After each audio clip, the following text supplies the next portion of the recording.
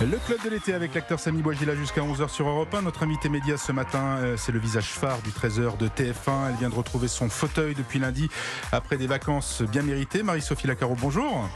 Bonjour Jean, bonjour à tous. Bonjour. Est-ce que c'était bien ces vacances déjà? Oui, c'était très bien. C'est souvent très très bien les vacances, hein.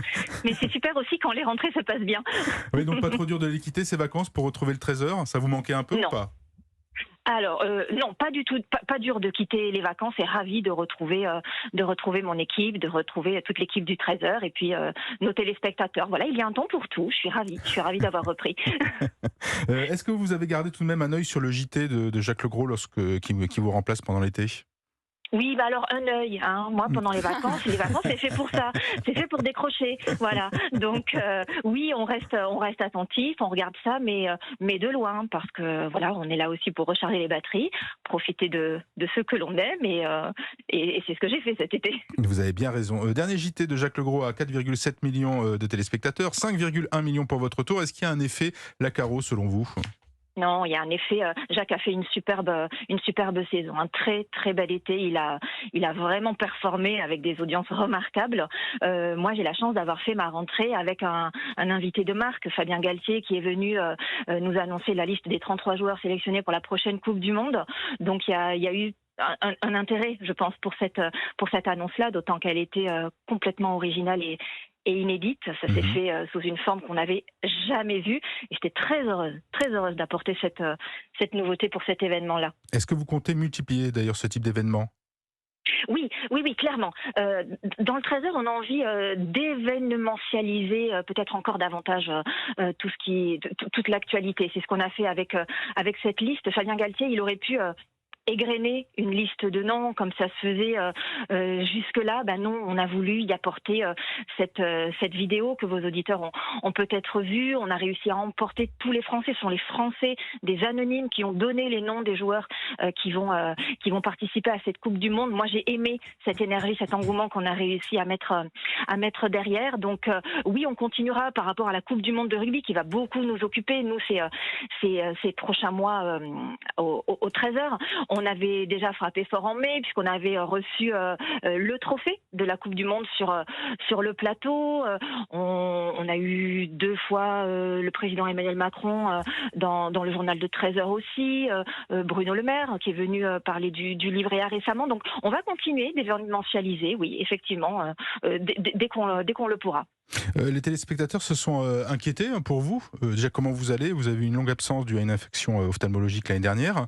Est-ce que j'imagine que vous avez reçu plein de mots des téléspectateurs, mais comment ça va? Oui, c'était très touchant, autant de sollicitations et de réconfort à cette époque-là. Alors fort heureusement, j'ai l'impression que c'était il y a très très longtemps, parce qu'effectivement c'était l'année dernière. Donc ouf, tout ça est derrière moi. Oui, ça a été une longue absence, 5 mois. C'était un sacré coup d'arrêt, mais voilà, comme je vous dis, c'est derrière. Maintenant, c'est terminé. Voilà, juste toujours des éclairages un peu plus légers sur le plateau pour que mon œil le supporte, mais tout va bien. Je vous remercie. Alors, qui aime bien châtie bien, les téléspectateurs aussi peuvent avoir la dent dure. Par exemple, quand on interviewe Emmanuel Macron, le président Emmanuel Macron, est-ce que vous tenez compte, vous, des critiques? Est-ce que vous les lisez? Est-ce qu'elles sont constructives? Est-ce que vous font du mal? Oui, la critique est toujours constructive. En tout cas, moi, je veux le voir comme ça. Maintenant, j'essaye aussi de me préserver de tout cela parce que, voilà, sur les réseaux sociaux, c'est très facile d'agresser quelqu'un, d'accuser quelqu'un, d'être méchant aussi, souvent, parfois. Donc ça, voilà, j'essaye de faire la part des choses. Mais oui, j'écoute les critiques. Personne n'est parfait. Et quand j'en identifie qui mérite que je travaille peut-être quelque chose, bien évidemment. Enfin, je peux être amenée à changer certaines choses, mais voilà, faut savoir faire la part des choses. Il y a beaucoup de grincheux quand même. Est-ce qu'il y a une recette 13h de TF1 par Marie-Sophie Lacaro? Ou c'est un travail collectif? Voilà. Quelle est votre part, en fait, voilà, votre empreinte?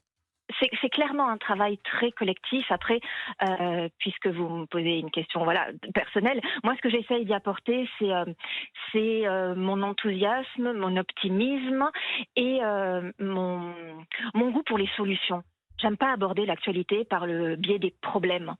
ok, on identifie un problème, mais moi, dans le reportage que nous allons proposer à nos téléspectateurs, j'ai envie qu'on apporte des solutions, des conseils, de l'accompagnement. Parce que le journal de 13 heures, je le vois comme celui de la proximité et de l'interactivité avec nos téléspectateurs. C'est pour ça que là, on vient de lancer aussi lundi la 2e saison de ce nouveau rendez-vous, le 13 heures à vos côtés, dans lequel chaque jour, un téléspectateur à travers la France nous soumet un problème du quotidien à travers une vidéo. C'est très important parce que comme ça, c'est incarné. On voit la personne, c'est pas une question posée comme ça en l'air. Et puis notre journaliste Thierry Coiffier vient lui répondre. Alors pas pour régler le problème, hein, mais pour justement donner le chemin, rappeler quelles sont les règles et puis accompagner la personne pour qu'elle se sorte de cette situation. Voilà. À chaque problème, il y a des solutions. Les solutions, elles sont dans le 13 heures. Et est-ce que, comme Jean-Pierre Pernaut, vous comptez rester au moins 33 ans au JT de 13 heures ou pas? Est-ce que c'est un but dans la vie? On m'a déjà posé cette question. À chaque fois, je fais un petit peu le calcul. 33 ans, ça m'amènerait un peu loin quand même. Hein, donc, on verra. Je suis pas du genre à me projeter. On va prendre les années les unes après les autres. Mais je suis très heureuse dans cette édition. Très heureuse avec mon équipe, avec tout le réseau des correspondants. Franchement, c'est un bonheur de se retrouver tous les matins. Là, je suis au bureau. Voilà, ils sont dans la pièce à côté parce qu'on prépare le 13 heures du jour. Et c'est un plaisir, c'est une chance d'aller au boulot en étant heureux. Oui, c'est une chance. J'en suis consciente. Marie-Sophie Lacaron, on vous retrouve donc à 13h sur TF1. C'est du lundi au vendredi pour ce JT de 13h. Merci d'avoir été l'invité du Club de l'été. À vous. On retrouve Samy Bouajila dans un instant. À tout de suite sur Europe 1. Le Club de l'été sur Europe 1.